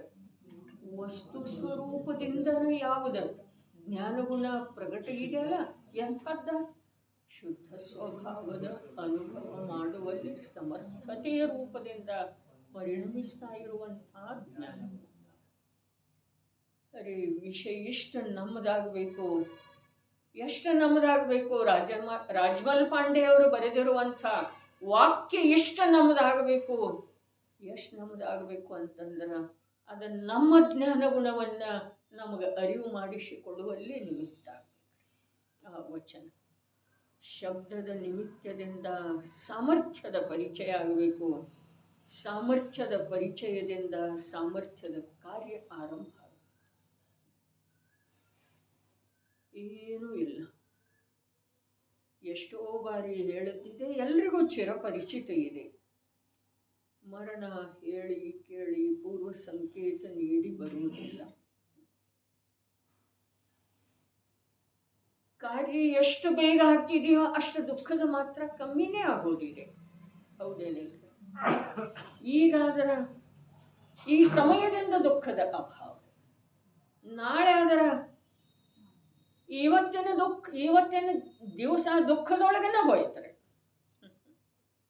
ಒಂದು ತಿಂಗಳೇ ಆದ್ರೆ ಒಂದು ತಿಂಗಳ ತನಕ ಅದ ಜೀವನ ದುಃಖದೊಳಗನೆ ಹೋಯ್ತು. ಅದಕ್ಕೆ ಆದಷ್ಟು ಬೇಗ ನಮ್ಮ ಕಾರ್ಯ ಎಲ್ಲ ಕಡೆ ಶೀಘ್ರ ಶೀಘ್ರ ತತ್ಕಾಲ ಇದೇ ಇಟ್ಟಿದ್ದಾರೆ. ಎಲ್ಲ ಕಡೆ ಶೀಘ್ರ ಅಂತೇಳಿನೇ ಇದೆ. ಇದಾನಿಂ ತ್ಯಜತು ಹೇಳಿದ್ರಲ್ಲ, ಆ ಜನ್ಮ ಲೀಢಂ ಮೋಹಂ ಅನಾದಿ ಕಾಲದಿಂದ ಏನು ಸಂರಕ್ಷಣೆ ಮಾಡಿಕೊಂಡು ಬಂದಿದೆಯಪ್ಪ, ಯಾವುದನ್ನ ಎಲ್ಲ ಬಿಟ್ರೂ ಅದನ್ನು ಬಿಡ್ಲಿಲ್ರಿ ಅಂಥೇಳಿ ಸಂರಕ್ಷಣೆ ಮಾಡ್ಕೊಂಡು ಬಂದಿದೆ. ಏನು ಮೋಹ, ಆ ಜನ್ಮ ಲೀಢ ಮೋಹ. ಮಹಿಮೆ ಯಾವುದರದಿದೆ, ಲೀಢ ಯಾವುದರದಿದೆ, ಮಹತ್ವ ಯಾವುದರದ್ದು? ಧನದ ಪುತ್ರಂದ ಅವೆಲ್ಲ ಬಿಟ್ಟು ಹೋದ್ರೂ ಇದು ಹೋಗುತ್ತದೆ. ಆ ಜನ್ಮ ಲೀಢ ಮೋಹಂ ಇದಾನಿಂ ಈ ಕ್ಷಣಕ್ಕೆ ಬಿಟ್ಟು ಬಿಡ. ಮೋಹವಾವುದು ಎನ್ನದಾಗಿಲ್ಲ. ಸಮಯ ಸಾರದೊಳಗೆ ಹೇಳಿ, ಮೋಹವಾವುದು ಎನ್ನದಾಗಿಲ್ಲ. ಯಾವುದೂ ಮೋಹ ಅರ್ಹಂತರ ಕುರಿತಾಗಿರುವಂತಹ ಮೋಹ ಕೂಡ ಅದನ್ನ ಇಲ್ಲಿ ಮೋಹ ರೂಪದ ಅಶುದ್ಧ ಪರಿಣತಿ ಏನಿದೆ ಅದು ಪುದ್ಗಲ ಇದೆ. ದ್ರವ್ಯ ಅಂಥೇಳಿ ಅಲ್ಲಿಯೂ ಅಂದಿಲ್ಲ, ಪುದ್ಗಲ ಪಿಂಡ ಅಷ್ಟ ಅಂದಿದ್ದಾರೆ. ಉದ್ಗಲ ದ್ರವ್ಯ ಅಂದಿಲ್ಲ. ಮತ್ತು ಅಶುದ್ಧ ಪರಿಣತಿಗೆ ಏನಂದ್ರು? ಅಶುದ್ಧ ಪರಿಣತಿಗೆ ಪುದ್ಗಲ ಅಥವಾ ಅಂಥೇಳಿ ಹೇಳಿದಾರಲ್ಲ. ಕರ್ಮ ಎಂದರೆ ಪುದ್ಗಲ ಪಿಂಡ ಅಥವಾ ಮೋಹ ರಾಗ ದ್ವೇಷ ರೂಪದ ಅಶುದ್ಧ ಪರಿಣತಿ. ಚೇತನಾ ಮಾತ್ರ ದ್ರವ್ಯ ಮತ್ತು ರಾಗದ್ವೇಷ ಮೋಹ ರೂಪದ ಅಶುದ್ಧ ಪರಿಣತಿ, ಇವುಗಳಲ್ಲಿ ಪ್ರಜ್ಞೆಯಿಂದ ಭೇದ ಮಾಡೋದಿದೆ. ಪ್ರಜ್ಞೆಯಿಂದ ಅರೆ ಅದರಲ್ಲೇನ ಸಾಮರ್ಥ್ಯ ಇದೆ, ಮತ್ತೇನು ಮಾಡೋದಿದೆ? ಎಂಥ ಸಾಮರ್ಥ್ಯ? ಶುದ್ಧ ಸ್ವರೂಪದ ಅನುಭವ ಮಾಡುವಂತಹ ಸಾಮರ್ಥ್ಯ ಹೇಗಿದೆ? ವಸ್ತು ಸ್ವರೂಪದಿಂದನೇ ಇದೆ. ಎಷ್ಟು ಸಹಜ ಹಾಗಾದ್ರೆ ಕಾರ್ಯ ಆಗೋದು ಕೂಡ ಅಷ್ಟೇ ಸಹಜ ಬೇಕರೆ, ಅಷ್ಟೇ ಸಹಜ. ಅದಕ್ಕೆ ಹೇಳ್ತಲ್ಲ, ಸಮ್ಯಕ್ ದರ್ಶನದ ಸಲುವಾಗಿ, ಧರ್ಮದ ಸಲುವಾಗಿ, ತತ್ವನಿರ್ಣಯದ ಸಲುವಾಗಿ ಕೂಡ ಏನಾದರೂ ವಿಶೇಷವಾಗಿ ಮಾಡಬೇಕು ಅನ್ನೋದು ಕೂಡ ಕರ್ತೃತ್ವನೇ. ಆ ಅನಾದಿಕಾಲೀನ ಯಾವ ಮಿಥ್ಯಾ ಮನ್ನನೆ ಭದ್ರವಾಗಿ ಇದೆಯಲ್ಲ, ಕರ್ತೃತ್ವ ಮಾಡ್ತೇನೆ ಮಾಡಿದೇನು ಮಾಡಮದೇನು, ಇದೆಲ್ಲ ಏನಿದೆ ಈ ಭದ್ರ ಭೂಮಿಕೆಯ ಮೇಲೆ ಬಹಳ ವಿಷಯ ನನಗೆ ಚಲೋ ಅನ್ನಿಸ್ತಾ ಇದೆ. ಆ ಭದ್ರ ಯಾವುದ ಭೂಮಿಕೆ ಇದೆಯಲ್ಲ, ಆ ಭೂಮಿಕೆಯ ಮೇಲೆ ನಿರಂತರ ಪ್ರತಿಯೊಂದು ಭಾವದೊಳಗ ಸಂಯೋಗ ಬದಲಿಯಾಯಿತು, ಭಾವದ ರೂಪ ಬದಲಿಯಾದ ಹಾಗೆ ಕಂಡಿತು. ಆದರೆ ಅದರದೇ ಜಾತಿ ಇದೆ, ಜಾತಿ ಏನ? ಕರ್ತೃತ್ವದ್ದೇ. ಹಾಗಾದ್ರೆ ಧರ್ಮ ಮಾಡುವ ಸಲುವಾಗಿ, ಸುಖಿಯಾಗುವ ಸಲುವಾಗಿ ಕೂಡ ಕರ್ತೃತ್ವ ಭಾವನೆ ಮುಂದೆ ಬಂತು ಅಂತಂದ್ರೆ ಮಿಥ್ಯಾತ್ವ ಎಂದೂ ನಾಶ ಆಗೋ ಸಾಧ್ಯ. ಅದೇ ಮಾಡ್ತಾರೆ. ಕರ್ತೃತ್ವನ ಮಿಥ್ಯಾತ್ವ ಇದೆ. ಇದನ್ನಂತ ನಾನಿದರ ಮಾಲೀಕ. ಎಷ್ಟಿದೆ ಒಳಗಡೆ ಯಾವ ರೂಪದಿಂದ ಇದೆ? ತುಂಬಿ ಹೋಗಿದೆ. ವಸ್ತು ಸ್ವಯಮೇವ ತಾನಾಗೆನ ಪರಿಣಮನಶೀಲ ಇದೆ, ತಾನಾಗೆನ ಕಾರ್ಯ ಪ್ರತಿ ಸಮಯಕ್ಕ ಆಗ್ತಾ ಇದೆ. ಅದನ್ನು ನಾನು ಮಾಡಿದನು ಅನ್ನುವಂಥ ಮಿಥ್ಯಾ ಭಾವ ಈ ಜೀವಕ್ಕ ಚೈತನ್ಯ ಸ್ವಭಾವದ ನಿರಾಕುಲ ಶಾಂತಿಯ ಸುಖದ ಅನುಭವ ಆಗದೇ ಇರುವಲ್ಲಿ ನಿರಂತರ ಯಶಸ್ವಿ ಆಗ್ತಾ ಇದೆ. ಆ ಭಾವ ಇಲ್ಲಿ ಭೇದ ಮಾಡಲಿಕ್ಕೆ ಹೇಳ್ತಾ ಇದ್ದಾರೆ. ಹೇಗೆ ಮಾಡೋದು? ಏನು ಮಾಡೋದು? ಏಕಕ್ಷೇತ್ರಾವಗಾಹ ರೂಪವಿದೆ. ಎಷ್ಟು ಹೇಳಿದರು ನೋಡ್ರಿ. ಇನ್ನೊಂದ್ಸಲ ನಡೀರಿ. ಆತ್ಮ ಚೇತನ ಮಾತ್ರ ದ್ರವ್ಯ, ಕರ್ಮ ಪುದ್ಗಲದ ಪಿಂಡ ಅಥವಾ ಮೋಹ ರಾಗ ದ್ವೇಷ ರೂಪದ ಅಶುದ್ಧ ಪರಿಣತಿ. ಹೀಗೆ ಇರುವ ಉಭಯ ಎರಡದವ. ಉಭಯ ಎರಡು ವಸ್ತುಗಳನ್ನು, ವಸ್ತು ಅಂದರೆ ವಸ್ತು ಯಾಕಂದ್ರು ಯಾವುದರದ ಸತ್ ಇದೆಯೋ ಅದನ್ನು ವಸ್ತು ಅಂತಾರೆ, ವಾಸ್ತವ್ಯ ಇದೆಯೋ ಅದನ್ನು ವಸ್ತು ಅಂತಾರೆ. ಹೀಗೆ ಇರುವ ಉಭಯ ಎಂದರೆ ಎರಡು ವಸ್ತುಗಳನ್ನು ಅಂತಃಸಂಧಿ. ಒಂದು ವೇಳೆ ಏಕಕ್ಷೇತ್ರಾವಗಾಹ ರೂಪವಿದೆ. ಒಂದು ವೇಳೆ ಯಾಕ ಇಲ್ಲಿಯವರೆಗೆ ಹಾಗೇ ಇದೆ. ಅದರೊಳಗೆ ಯಾವ ಸಂದೇಹನೂ ಇಲ್ಲ. ಒಂದು ವೇಳೆ ಏಕಕ್ಷೇತ್ರಾವಗಾಹ ರೂಪನೇ ಇದ್ರನು ಅನ್ನೋದಿದೆ. ಇದೆ ಮುಂದ ಬಂಧ ಪರ್ಯಾಯ ರೂಪವಿದೆ. ಒಂದೇ ಕ್ಷೇತ್ರದೊಳಗೆ ಇದ್ರನು ಕೂಡ ಬಂಧ ಪರ್ಯಾಯ. ಬಂಧ ಅರೆ ಬಂಧ ಅಂತಂದ್ರೆ ಏನು? ಒಂದೇ ಕ್ಷೇತ್ರದೊಳಗೆ ಅದು ಬಂಧಕ್ಕ ಇನ್ನೊಂದು ವಿಶೇಷವಾದಂಥ ತರ್ಕ ಇದೆ ರೀ, ಆಗಮಾಧಾರಿತ. ಏನ ಬಂಧದೊಳಗೆ ಎರಡು ಇರ್ತಾವ್ರಿ, ಒಂದೇ ಇರುವುದಿಲ್ಲ. ಹೌದೇನಿಲ್ರಿ? ಒಂದೇ ಇರುವುದಿಲ್ಲ, ಎರಡಿದ್ರನ ಬಂಧ ಅಂತ. ಹಾಗಾದ್ರೆ ಬಂಧ ಅನ್ನುವಂಥ ಶಬ್ದಕ್ಕ ಅವು ಎರಡೂ ತನ್ನಲ್ಲೇ ತಾನದವೇನ? ಒಂದಕ್ಕೊಂದು ನಿಮಿತ್ತ ಇದೆ ರೀ. ತನ್ನಲ್ಲೇ ತಾನಿದ್ರ ಬಂಧಿಲ್ಲ, ತನ್ನಲ್ಲೇ ತಾನಿದ್ರ ಬಂಧಿಲ್ಲ. ನಿಮಿತ್ತ ನೈಮಿತ್ತಿಕರೇ ಅವು ಎರಡರಲ್ಲೇ ನಿಮಿತ್ತ ನೈಮಿತ್ತಿಕತೆ ಇರೋದಕ್ಕೆ ಬಂಧ. ಬಂಧ ಶಬ್ದದ ಅರ್ಥ ಏನ? ಒಂದರ ನಿಮಿತ್ತದಿಂದ ಕರ್ಮದ ನಿಮಿತ್ತದಿಂದ ಆತ್ಮ, ಆತ್ಮನ ನಿಮಿತ್ತದಿಂದ ಬಂಧ ಪರ್ಯಾಯ. ಆದ್ರೆ ಆತ್ಮ ಪೂರ್ಣ ವಸ್ತು ಅಲ್ಲ, ಪರ್ಯಾಯ. ಬಂಧ ಎಲ್ಲಿದೆ? ಪರ್ಯಾಯ. ಬಂಧಕ್ಕೆ ಏನು ಹೇಳ್ತು? ಕಾರಣ ಏನ್ ಬೇಕು? ನಿಮಿತ್ತ. ಬಂಧದಲ್ಲಿ ಏನಿದೆ? ಎರಡು ವಸ್ತು ಇದ್ದಾವೆ. ಎರಡು ವಸ್ತು. ಒಂದೇ ವಸ್ತುವಿಗೆ ಬಂಧ ಇರುವುದಿಲ್ಲ, ಎರಡು ವಸ್ತು.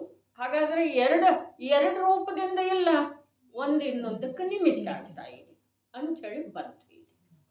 ಬಂಧ ಪರ್ಯಾಯ ರೂಪ ಬಹಳ ಅದ್ಭುತ ರೀ. ಒಂದು ವೇಳೆ ಏಕಕ್ಷೇತ್ರಾವಗಾಹ ರೂಪವಿದೆ, ಒಂದೇ ಕ್ಷೇತ್ರದೊಳಗೆ ಅದಾವ ಇದ್ರೆ ಏನಾಗುದಿಲ್ರಿ. ನೀರು ಮತ್ತು ಹಾಲು ಒಂದೇ ಕ್ಷೇತ್ರದೊಳಗಿದ್ರ, ಒಂದೇ ಪಾತ್ರೆಯೊಳಗಿದ್ರ ನೀರು ಹಾಲು ಆಗುವುದಿಲ್ಲ, ಹಾಲು ನೀರಾಗುವುದಿಲ್ಲ. ಆಗಿಲ್ಲ ಅಂಥೇಳಿನ ಯಾವುದೋ ಒಂದು ನಿಮಿತ್ತದಿಂದ ಅವು ಭಿನ್ನ ಕೂಡ ಆಗ್ತವೆ. ಭಿನ್ನ ಇದಾವಂಥೇಳಿನ ಆಗ್ತವೆ. ಒಂದೇ ಕ್ಷೇತ್ರದೊಳಗದವ್ರಿ. ಆದ್ರೆ ಹಾಲಿದ್ದದ್ದು ನೀರು ಯಾವಾಗ ಆಗ್ತಿದ್ದೀರಿ? ಸಂಯೋಗ ದೃಷ್ಟಿಯಿಂದ ನೋಡುವುದರಿಂದ ನಮಗೆ ಹಾಲು ತೆಳುವಾಗಿದೆ, ನೀರಿದೆ ಅಂಥೇಳಿ ಅಂತೀವಿ. ಆದರೆ ನೀರಿನ ಪರಮಾಣುವಿನೊಳಗೆ ಹಾಲಿನ ಪರಮಾಣು ಬೆರೆತು ಹೋಗುವಂಥದ್ದು ವಸ್ತು ವ್ಯವಸ್ಥೆ ಇಲ್ಲ, ಆಗೇ ಇಲ್ಲ. ಅದೇ ಪ್ರಕಾರ ಒಂದೇ ಕ್ಷೇತ್ರದೊಳಗದವು. ಏನ? ಚೇತನ ಮಾತ್ರ ದ್ರವ್ಯ ಮತ್ತು ರಾಗದ್ವೇಷ ಮೋಹ ರೂಪದ ಅಶುದ್ಧ ಪರಿಣತಿ. ಒಂದೇ ಕ್ಷೇತ್ರದೊಳಗೆ ಒಂದು ವೇಳೆ ಅಂಥೇಳಿ ಹೇಳಿದ್ರೆ ಇದ್ರೂ ಏನು ಹಾನಿ ಇಲ್ಲ. ಆದ್ರೆ ಬಂಧ ಪರ್ಯಾಯ. ಯಾಕಂದ್ರೆ ಒಂದಕ್ಕೊಂದು ನಿಮಿತ್ತಾಗಿ ಕಟ್ಕೊಂಡಿದ್ದಾವ. ಪರ್ಯಾಯದೊಳಗೆ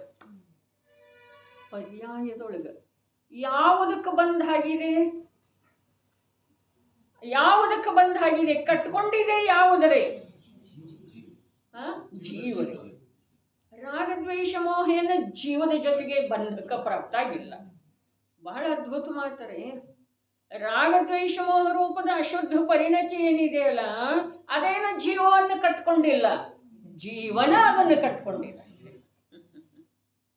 ಬಂಧ ಯಾರಿಗೆ? ಕರ್ಮಕ್ಕೆ ಬಂಧ ಇಲ್ಲ, ಕರ್ಮಕ್ಕೆ ಜೀವದ ಬಂಧ ಇಲ್ಲ, ಜೀವನಿಗೆ ಕರ್ಮದ ಬಂಧ. ಜೀವ ಎಂಥವದನು? ಚೇತನ ಮಾತ್ರ ದ್ರವ್ಯದಂತೆ. ಬಂಧ ಎಲ್ಲಿದೆ? ಅವನ ಪರ್ಯಾಯದೊಳಗಿದೆ. ಯಾವುದರ ಜೊತೆಗೆ ಇದೆ? ರಾಗದ್ವೇಷ ಮೋಹದ ಜೊತೆಗೆ ಇದೆ. ಸ್ಪಷ್ಟ ಇದೆ. ದೇಹದ ಜೊತೆಗೆ ಇಲ್ಲ, ಧನಾದಿಗಳ ಜೊತೆಗೆ ಇಲ್ಲ, ಜ್ಞಾನಾವರಣಾದಿ ಕರ್ಮಾದಿಗಳ ಜೊತೆಗೆ ಇಲ್ಲ. ಜೀವನಿಗೆ ಬಂಧ ಯಾವುದರ ಜೊತೆಗೆ ಇದೆ? ರಾಗದ್ವೇಷ ಮೋಹದ ಜೊತೆ. ಜೀವನ ಮಾಡಿದಾನೆ ಆ ರಾಗದ್ವೇಷ ಮೋಹ ಮಾಡಿದೆ? ಜೀವನ ಮಾಡಿದಾನ್ರಿ. ಹಾಗಾದ್ರೆ ಕಳಿಬೇಕಾದವ್ರು ಯಾರ್ರಿ? ಬಿಡಿಸಿಕೊಳ್ಳಬೇಕಾದವ್ರು ಯಾರ? ಜೀವನ. ಹಾಗಾದ್ರೆ ಯಾವುದರಿಂದ ಬಿಡಿಸಿಕೊಳ್ಳೋದ? ತನ್ನೊಂದು ಚೈತನ್ಯ ಸಾಮರ್ಥ್ಯದಿಂದ. ಆ ಚೈತನ್ಯ ಸಾಮರ್ಥ್ಯ ಯಾವುದ? ಈಗ ಪ್ರಗಟ ಇದೆಯಲ್ಲ, ಸಮನಸ್ಕ ರೂಪದ ದಶೆ. ವಸ್ತು ರೂಪದಿಂದನ ಪ್ರಗಟ ಇದೆ. ಏನು ಪ್ರಗಟ ಇದೆ? ಶುದ್ಧ ಸ್ವಭಾವದ ಅನುಭವ ಮಾಡುವಂತಹ ಸಾಮರ್ಥ್ಯ. ಹಾಗಾದ್ರೆ ಆ ಸಾಮರ್ಥ್ಯ ಎಲ್ಲಿ ಖರ್ಚಾಗ್ತಾ ಇದೆ? ಎಲ್ಲಿ ನಷ್ಟ ಆಗ್ತಾ ಇದೆ? ಎಲ್ಲಿ ನಷ್ಟ ಆಗ್ತಾ ಇದೆ? ಅನಾದಿ ಅಭ್ಯಾಸದ ಅನುಸಾರ ಮತ್ತು ಪರಸನ್ಮುಖ ದೃಷ್ಟಿಯೊಳಗೆ. ಅರೆ, ಸಾಧು ಯಾರಿಗಂತಾರು, ಸಜ್ಜನ ಯಾರಿಗಂತಾರು, ಧರ್ಮಾತ್ಮ ಯಾರಿಗಂತಾರು, ಸಮ್ಯಕ್ ದೃಷ್ಟಿ ಯಾರಿಗಂತಾರು, ಪಂಚಪ್ರಭು ಯಾರಿಗಂತಾರು? ಯಾರ ಆತ್ಮನಲ್ಲೇ ಉದ್ಯಮಶೀಲ ಇದ್ದಾರೋ, ಆತ್ಮನಲ್ಲೇ ಉದ್ಯಮಶೀಲ. ಉದ್ಯಮ ಏನು ಮಾಡ್ತಾ ಇದ್ದಾರೋ? ಅಲ್ಲೇನ್ರೆ ಕಸ ಕಡ್ಡಿ ಇದೆ, ತೆಗಿತಾ ಇದ್ದಾರೋ, ಸ್ವಚ್ಛ ಮಾಡಿ ಏನು ಮಾಡ್ತಾ ಇದ್ದಾರೋ? ಉದ್ಯಮ ಅರ್ಥಾತ್ ಶ್ರದ್ಧೆಯ ಮೂಲಕ, ಶ್ರದ್ಧೆಯ ಪರ್ಯಾಯದ ಮೂಲಕ ಆತ್ಮನದೇ ಶ್ರದ್ಧೆಯ ರೂಪದಿಂದ ಪರಿಣಮಿಸ್ತಾರೆ. ಜ್ಞಾನದ ಪರ್ಯಾಯದೊಳಗ ಆತ್ಮನನ್ನೇ ತಾನು ಎನ್ನುವ ಜ್ಞಾನದಿಂದ ಪರಿಣಮಿಸ್ತಾ ಇದ್ದಾರೆ. ಅನುಭವ, ರಮಣತೆ, ಕ್ರೀಡೆ ಆ ಆತ್ಮನಲ್ಲೇನೇ ಇದೆ. ಇದರ ಹೆಸರು ಉದ್ಯಮ. ಶ್ರದ್ಧಾ, ಜ್ಞಾನ, ಚಾರಿತ್ರ್ಯದ ಪರ್ಯಾಯಗಳ ಆತ್ಮನನ್ನ ತನ್ನದ ವಿಷಯವನ್ನಾಗಿ ಮಾಡಿಕೊಂಡು ಪರಿಣಮನ ಮಾಡೋದ ಅದು ಉದ್ಯಮ. ಆ ಕಾರ್ಯ ಅದನ್ನೇ ಏನು ಹೇಳಿದ್ರು? ಅರುಹ ಸಿದ್ಧ ಹಿರಿಯ ಉಜ್ಜಾಯ ಸಾಹು ಪಂಚಪರಮೇಷ್ಠಿ ದೇವಿಗೂ ಚಿಟ್ಟದಿ ಆದಿ. ಅವರ ಆತ್ಮನಲ್ಲಿ ಸ್ಥಿರ ಇದ್ದಾರೆ, ಆತ್ಮನಲ್ಲಿ ಉದ್ಯಮಶೀಲ ಇದ್ದಾರೆ. ಅದರ ಸಲುವಾಗಿ ನನಗೂ ಕೂಡ ಆತ್ಮನೇ ಆಶ್ರಯ. ಕುಂದರ ಮಾತಿದ್ದಾರೆ.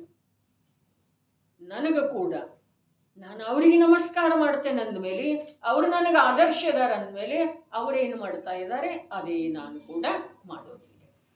ಅವರು ಶುದ್ಧ ಸ್ವಭಾವದ ಅನುಭವ ಮಾಡ್ತಾ ಇದ್ದಾರೆ, ಅವರ ಅಶರೀರಿತನದ ಅನುಭವ ಮಾಡ್ತಾ ಇದ್ದಾರೆ, ಅವರ ನಿಷ್ಕರ್ಮ ರೂಪದ ಅನುಭವ ಮಾಡ್ತಾ ಇದ್ದಾರೆ, ಅವರ ರಾಗರೂಪದ ಪರಿಣತಿಯಿಂದ ಭಿನ್ನ ಅಸ್ಪೃಷ್ಟವಿರುವಂಥ ಜ್ಞಾತಾ ಸ್ವಭಾವದ ಅನುಭವ ಮಾಡ್ತಾ ಇದ್ದಾರೆ.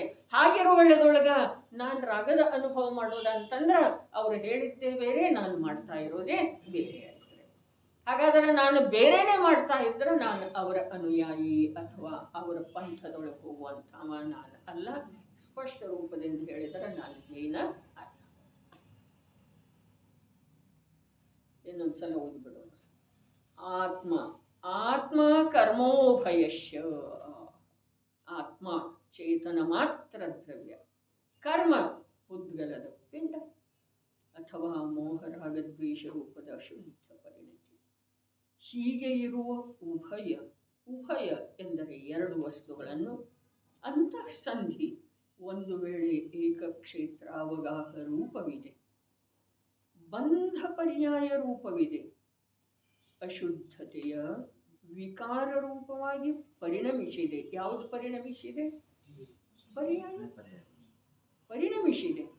ಆದಾಗ್ಯೂ ಪರಸ್ಪರ ಸಂಧಿ ಇದೆ, ನಿಸ್ಸಂಧಿಯಾಗಿಲ್ಲ. ಎರಡು ದ್ರವ್ಯಗಳು ಏಕದ್ರವ್ಯ ರೂಪವಾಗಿಲ್ಲ. ಇಲ್ಲಿ ಎರಡು ದ್ರವ್ಯ ಶಬ್ದದ ಪ್ರಯೋಗ ಮಾಡಿದ್ರು, ಅದನ್ನು ಮೊದಲೇ ಸ್ಪಷ್ಟ ಮಾಡಲಾಗಿದೆ. ಈ ಪದಖಂಡ ಪೂರ್ಣ ಆಯಿತು ಅಂಥೇಳಿ ಅಂದುಕೊಳ್ಳೋದ, ನಾಳೆ ಮುಂದಿನ ಪದದ ಚರ್ಚೆ ಮಾಡೋದ, ಈಗ ಓದಿಬಿಡೋದು. ಇಂಥ ಯಾವ ಬಂಧೇ ಜ್ಞಾನರೂಪದ ಚೇಣವು ಅಪ್ಪಳಿಸುವ ಸ್ಥಾನವಿದೆ, ಅದರಲ್ಲಿ ನಿಪತತೆ.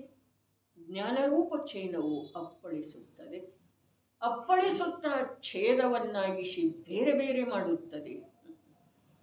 ಹೇಗಿದೆ ಪ್ರಜ್ಞಾ ಚೇಣವು?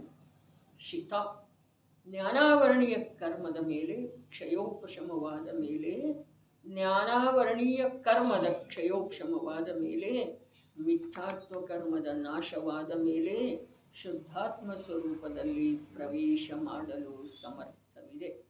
ಇಲ್ಲಿ ಜ್ಞಾನಾವರಣ ಮತ್ತು ಮಿಥ್ಯಾತ್ವ ಎರಡು ಕರ್ಮ ತಂದಿದ್ದರು, ಅವೇನದವು ಅಂಥೇಳಿ ನಾ